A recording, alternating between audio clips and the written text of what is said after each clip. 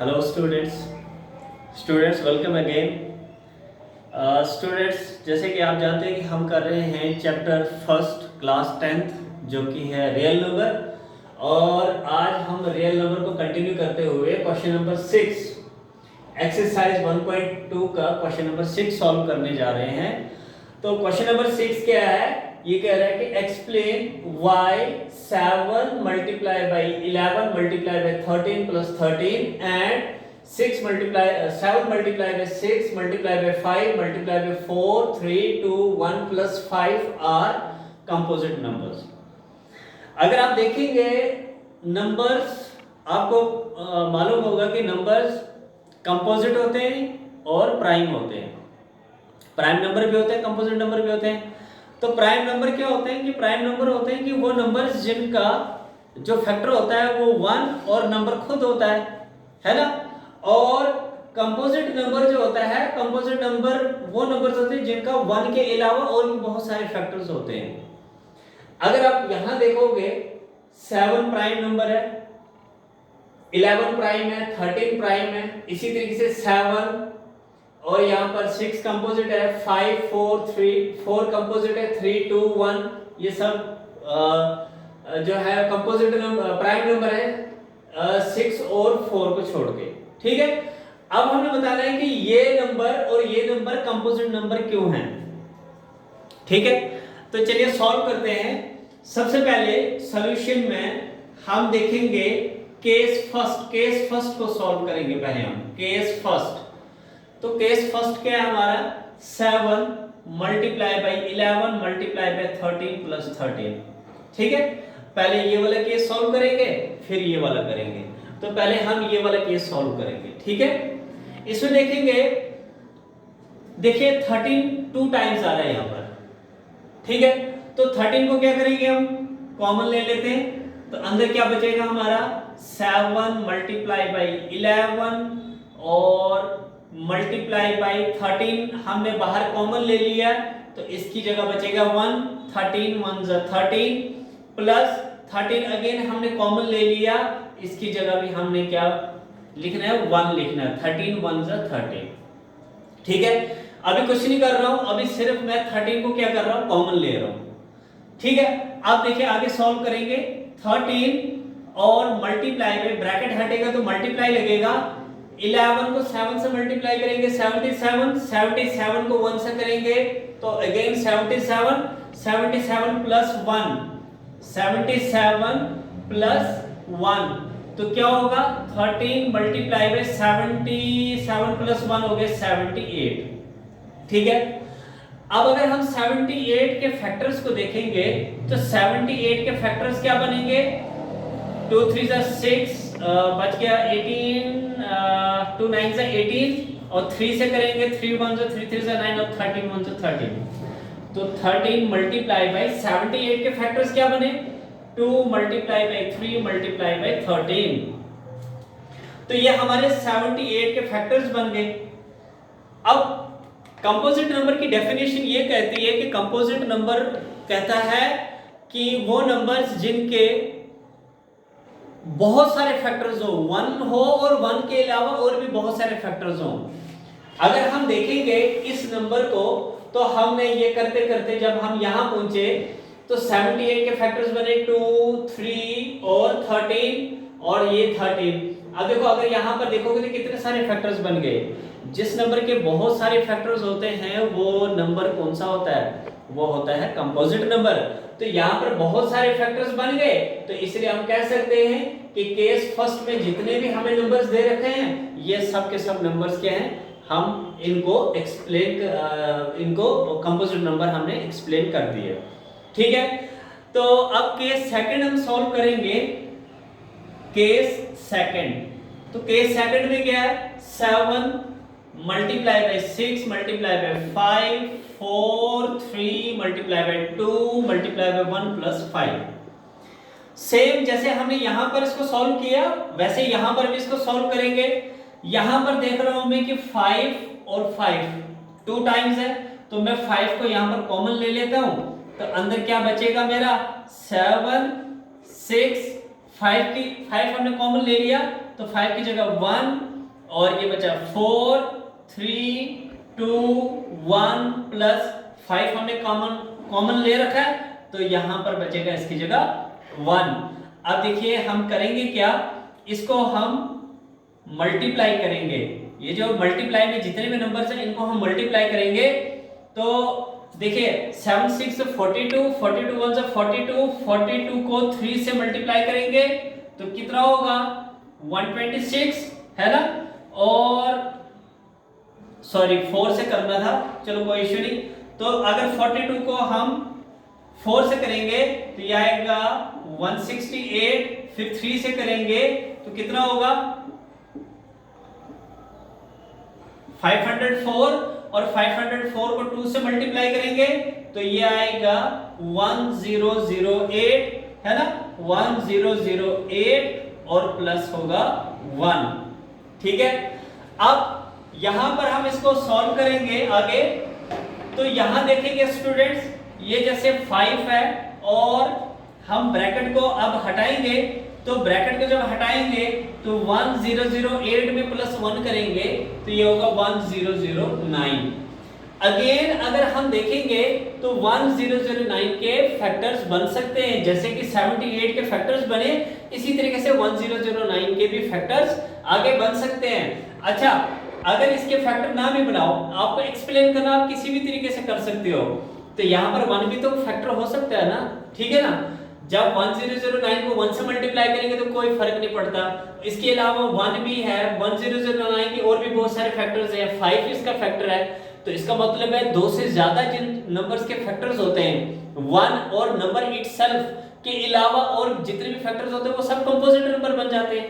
तो ये भी नंबर जो है ये कंपोजिट नंबर बन जाएगा, क्योंकि 1 तो इसका फैक्टर है ही है, 1009 के भी फैक्टर बन सकते हैं और 5 भी इसका फैक्टर है।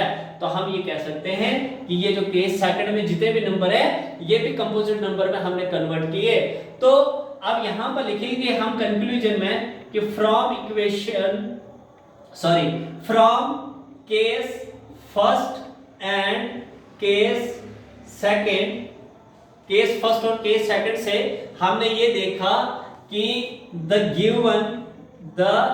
गिवन ये जो गिवन हमें दिए थे expressions, the given expressions have what have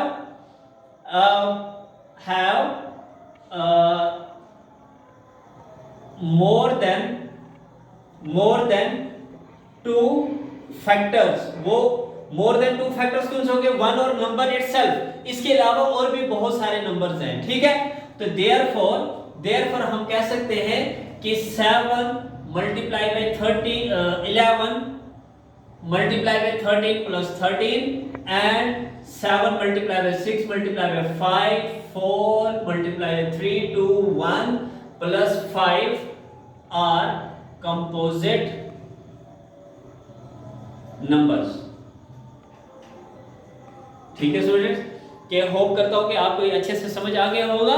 हमने ये जो नंबर्स दे रखे थे हमने इन नंबर्स को एक्सप्लेन करना था कि ये नंबर्स अगर प्राइम नंबर है तो एट द सेम टाइम ये कंपोजिट नंबर कैसे हो सकते हैं। तो कुछ इस तरीके से जो हमने एक्सप्लेनेशन दी है, यहां से हम कह सकते हैं कि ये नंबर्स जो है they are prime numbers but at the same time they can be converted into composite numbers। Hope so कि आपको अच्छे से समझ आया होगा। अब नेक्स्ट क्वेश्चन में मिलते हैं।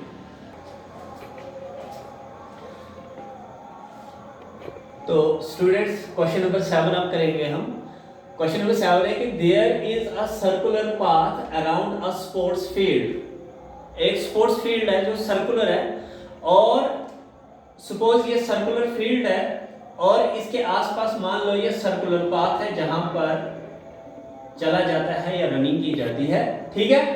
Sonia takes 18 minutes to drive 1 round. Sonia कोई लड़की है, वो क्या करती है, इसका एक राउंड लगाने के लिए उसको कितना टाइम लग रहा है, 18 minutes. While Ravi takes 12 minutes for the same. जबकि रवि को, सोनिया को 18 मिनट्स लग रहे हैं, जबकि जो रवि है उसको वही एक चक्कर पूरा करने में सिर्फ 12 मिनट्स लगते हैं, ठीक है। उसके बाद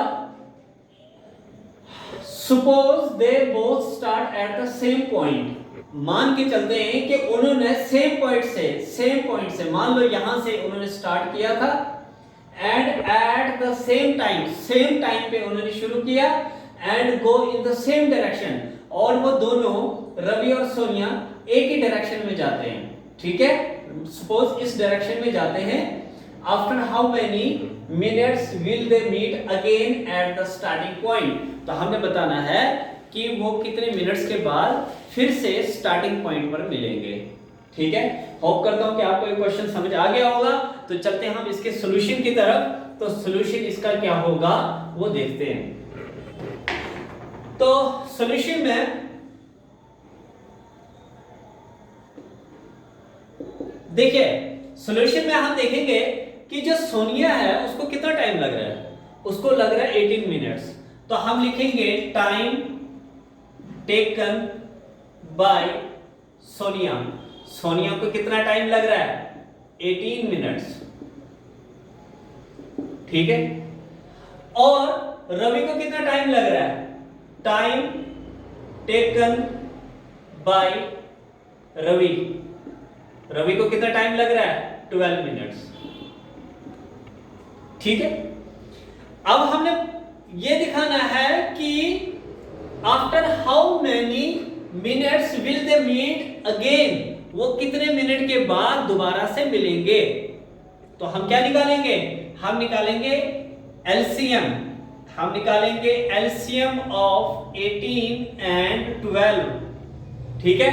तो 18 और 12 का एलसीएम कैसे निकालेंगे हम, देखिए स्टूडेंट्स, एलसीएम निकालेंगे, 18 भी 2 का मल्टीपल है, 12 भी 2 का मल्टीपल है। तो हम क्या कर सकते हैं, 2 को किससे करेंगे, 2 9 ज़ा 18 एंड 2 6 ज़ा 12, ठीक है। दोबारा से हम 2 से करेंगे तो 2 के टेबल में 9 तो नहीं आता, तो 9 को हम एज इट इज लिखेंगे, बट 2 के टेबल में 3 आता है, तो 2 3 ज़ा 6। अब हम 3 से देखेंगे तो 3 3 ज़ा 9, 3 1 ज़ा 3, अगेन 3 1 ज़ा 3, 3 1 ज़ा 3। तो जो एलसीएम आया, एलसीएम ऑफ 18 एंड 12 क्या निकला एलसीएम इनका, 2 multiply by 2 multiply by 3 multiply by 3, 2 2 ज़ा 4, 4 3 ज़ा 12, 12 3 ज़ा 36, ठीक है। तो हम ये कह सकते हैं कि सोनिया और रवि जो हैं वो आफ्टर 36 मिनट्स वो दोबारा से स्टार्टिंग पॉइंट पर मिलेंगे। तो हम यहां लिखेंगे कि after 36 minutes Sonia and Ravi will meet again at the starting point,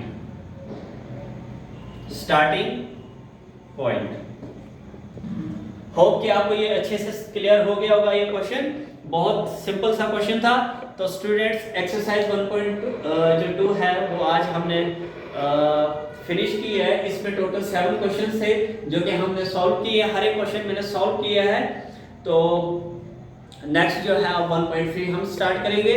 और अगर आपको मेरा पढ़ाना अच्छा लगा होगा, समझ आई है, तो प्लीज़ वीडियो को अच्छे से पूरा देखें और चैनल को सब्सक्राइब करें ताकि हमारी इंकरेजमेंट होती रहे और हम आगे जो है बेस्ट से बेस्ट काम करेंगे, जो अपना पूरा एफर्ट लगाएं। Thank you so much, have a nice day.